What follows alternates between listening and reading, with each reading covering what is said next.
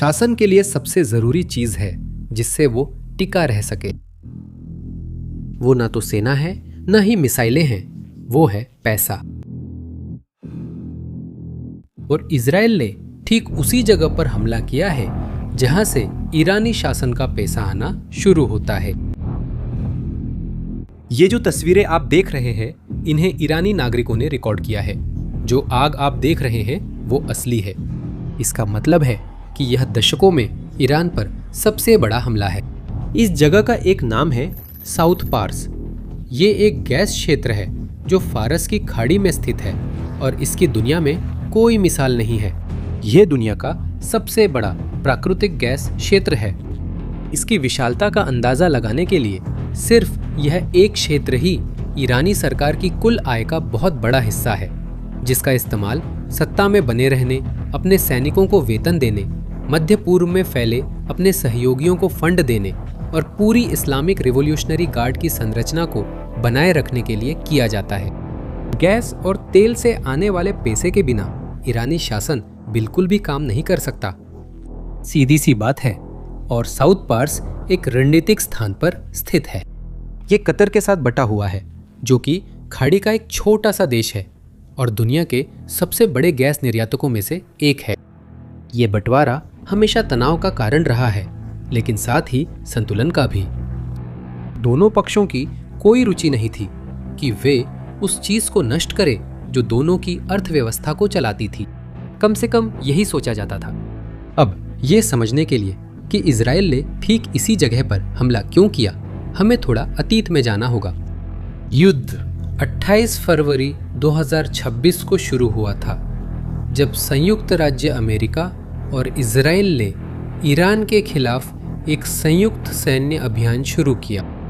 पहले ही दिन सर्वोच्च नेता अली खामेनेई मारे गए और शासन बिना नेतृत्व के रह गया। कुछ दिनों बाद खामनेई के बेटे मोज्तबा को अपने पिता की जगह लेने के लिए चुना गया, लेकिन ईरान पीछे नहीं हटा, बल्कि उल्टा हुआ। आने वाले दिनों में ईरान ने मिसाइल, ड्रोन और होर्मुज जलडमरू मध्य बंद करने की कोशिशों से जवाब दिया। ये वही रास्ता है जहां से दुनिया का करीब 20% तेल जाता है। युद्ध एक प्रतिरोध की लड़ाई बन गया, जिसमें हर पक्ष एक दूसरे को कमजोर करने की कोशिश कर रहा था। अमेरिका और इजराइल ईरानी ठिकानों व नेताओं को नष्ट कर रहे थे। ईरान तेल की कीमत बढ़ाने, समुद्री व्यापार रोकने और पश्चिमी सहयोगियों पर दबाव डालने की कोशिश कर रहा था। 20 दिनों तक इजराइल ने सैन्य लक्ष्यों, ठिकानों, मिसाइल डिपो, संचार केंद्रों पर हमला किया था, लेकिन एक सीमा थी जो किसी पक्ष ने पार नहीं की। अब भी ऊर्जा, तेल और गैस के संयंत्र वैश्विक अर्थव्यवस्था की नसें थीं। इन ठिकानों पर हमला करना युद्ध को एक पूरी तरह से अलग स्तर पर ले जाना था। इसका मतलब था पूरी दुनिया में ऊर्जा संकट का जोखिम उठाना। इसका मतलब था कि पेट्रोल पंप पर हर किसी को जो कीमत चुकानी पड़ती वह बहुत बढ़ जाती। लेकिन युद्ध के 20वें दिन इजराइल ने वो सीमा पार कर दी। इजरायली सेनाओं ने ईरानी क्षेत्र के अंदर स्थित साउथ पार्स, जो दुनिया का सबसे बड़ा गैस क्षेत्र है, की उत्पादन सुविधाओं पर सीधा हमला किया। यह प्रतीकात्मक हमला या चेतावनी नहीं थी, बल्कि राजा के आर्थिक केंद्र को निशाना बनाकर की गई सोची समझी और सफल कार्रवाई थी। इस वीडियो की शुरुआत में जो आग आपने देखी वो किसी आम लड़ाई की नहीं है, बल्कि उस जगह की है जहां से ईरानी शासन को सहारा देने वाली अधिकांश संपत्ति आती है, दशकों से। उस इलाके के पास रहने वाले ईरानी नागरिकों ने आग और धुएं को अपने मोबाइल फोन से रिकॉर्ड किया। ये तस्वीरें कुछ ही घंटों में पूरी दुनिया में फैल गईं, क्योंकि साउथ पार्स पर हमला सिर्फ शुरुआत थी। ईरान ने इसके जवाब में अगले कुछ घंटों में जो किया वो शायद दशकों में शासन की सबसे बड़ी रणनीतिक गलती हो सकती है। आखिर तक बने रहिए, क्योंकि ये सब कुछ बदल देता है। पहली प्रतिक्रिया ईरान से नहीं, डोनाल्ड ट्रंप से आई थी। अमेरिकी राष्ट्रपति ने सोशल मीडिया पर लिखा कि संयुक्त राज्य अमेरिका को साउथ पार्स पर हमले के बारे में पहले से कोई जानकारी नहीं थी। उन्होंने कहा कि इजराइल ने अपनी मर्जी से कार्रवाई की, लेकिन ऑपरेशन से जुड़े लोगों ने एक अलग कहानी बताई। एक इजरायली सूत्र ने बताया कि यह हमला अमेरिकियों के साथ मिलकर किया गया था। एक अमेरिकी सूत्र ने कहा कि अमेरिका को इस योजना की जानकारी थी, लेकिन कौन क्या जानता था, इससे फर्क नहीं पड़ता।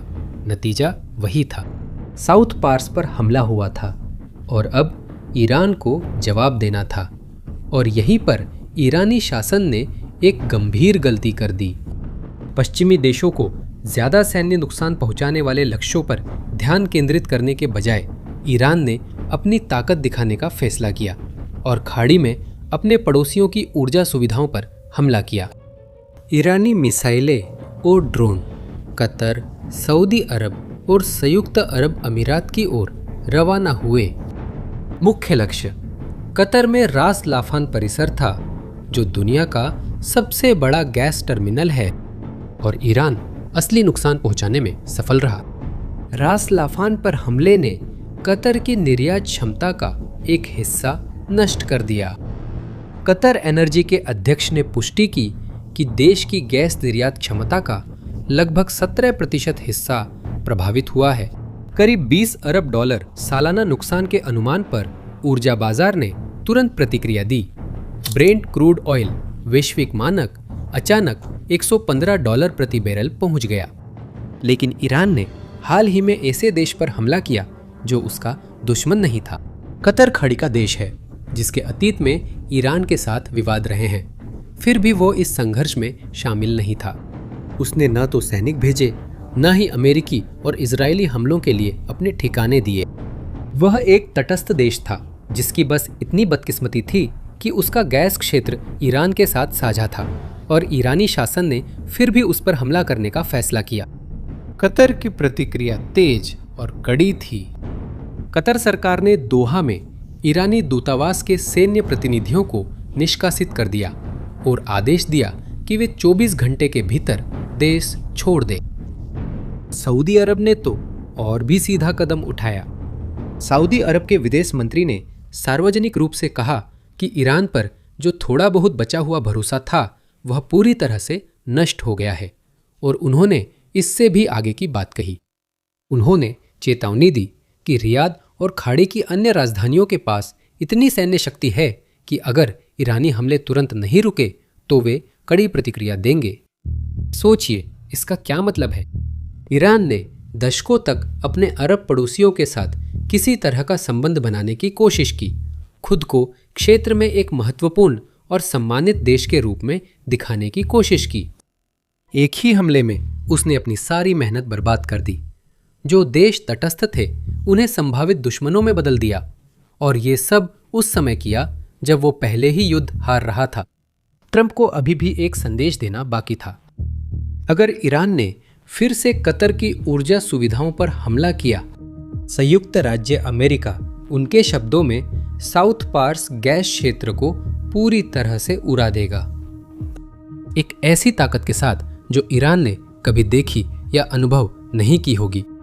ये कोई सुझाव नहीं था, ये स्पष्ट शब्दों में एक धमकी थी।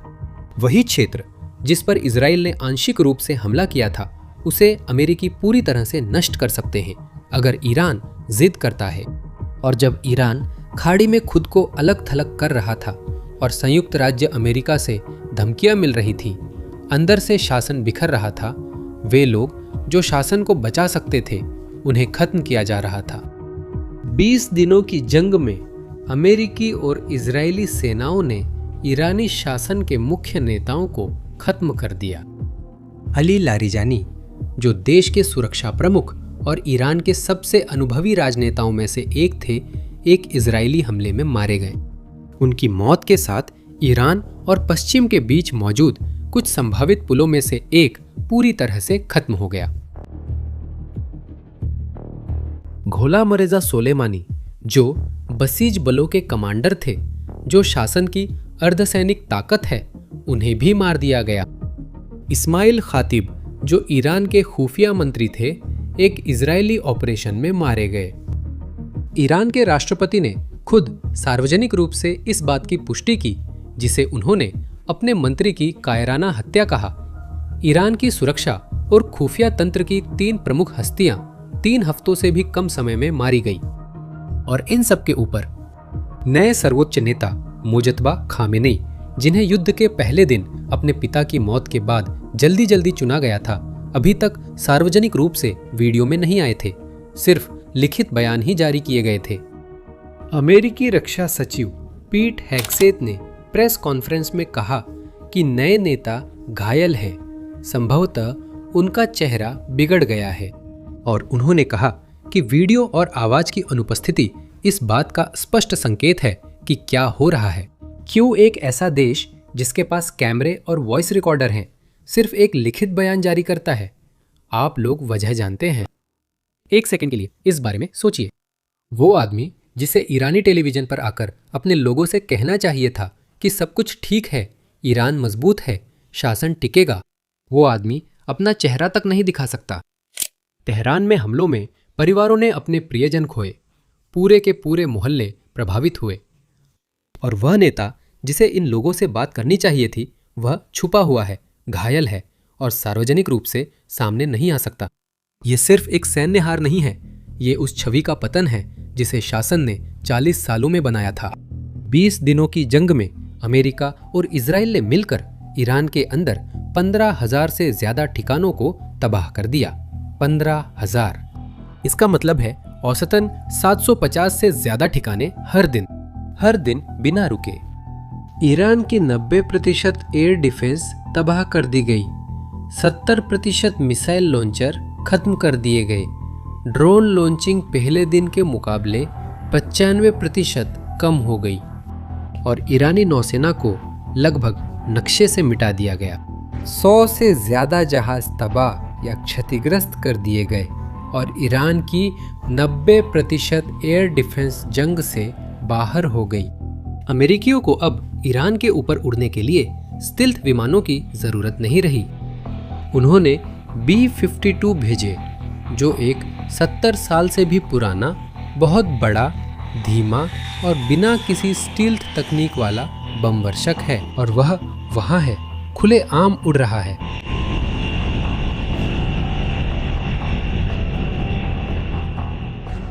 उसके साथ B-1 लांसर और A-10 वोर्थोक भी है, जो जमीन पर हमला करने वाले विमान हैं, और ये तभी आते हैं जब आसमान पूरी तरह से खतरों से साफ हो चुका होता है।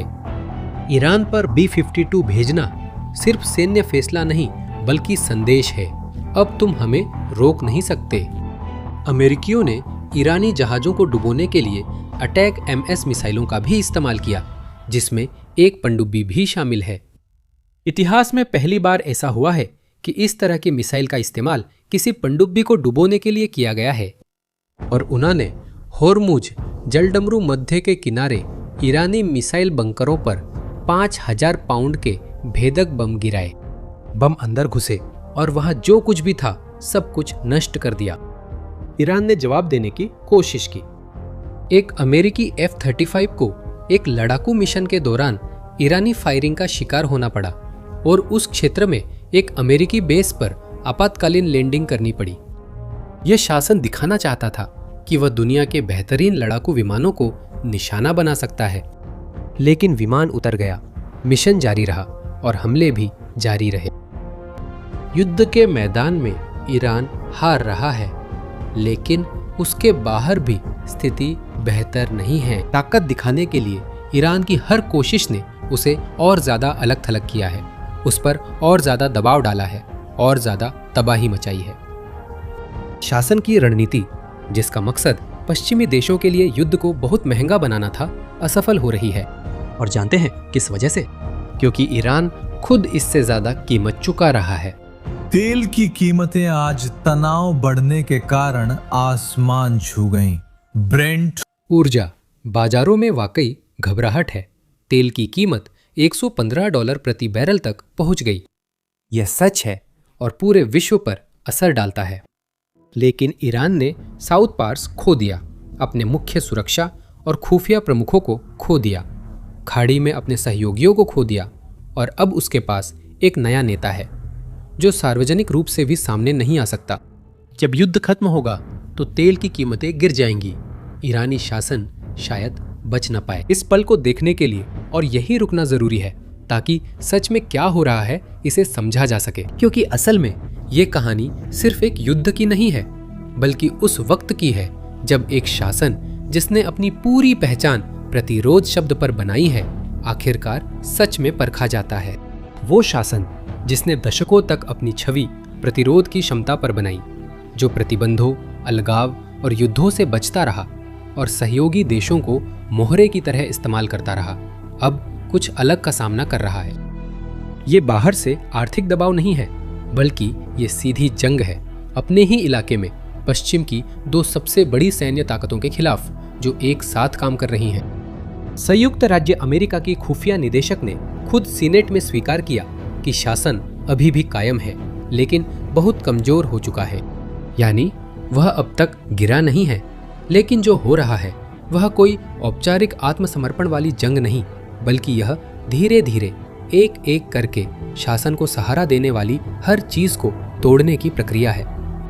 संघर्ष के शुरुआती 20 दिनों में अपना नेतृत्व खोने पर जल्दी उभरना मुश्किल होता है।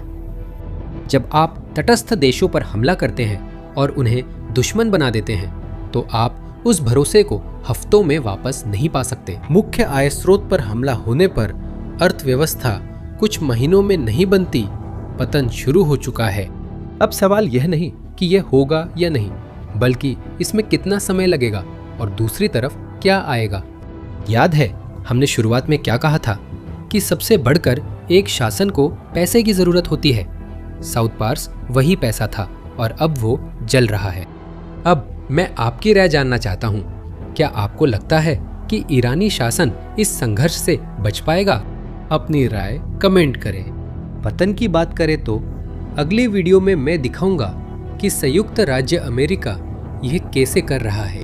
ये सिर्फ युद्ध नहीं बल्कि सर्जिकल ऑपरेशन है जिसमें ईरान की 40 सालों की मेहनत को एक एक कर तोड़ा जा रहा है।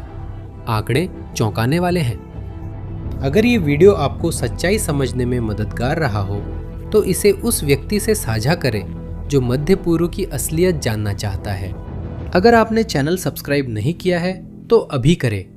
युद्ध अभी खत्म नहीं हुआ और अगले वीडियो तक बहुत कुछ होगा।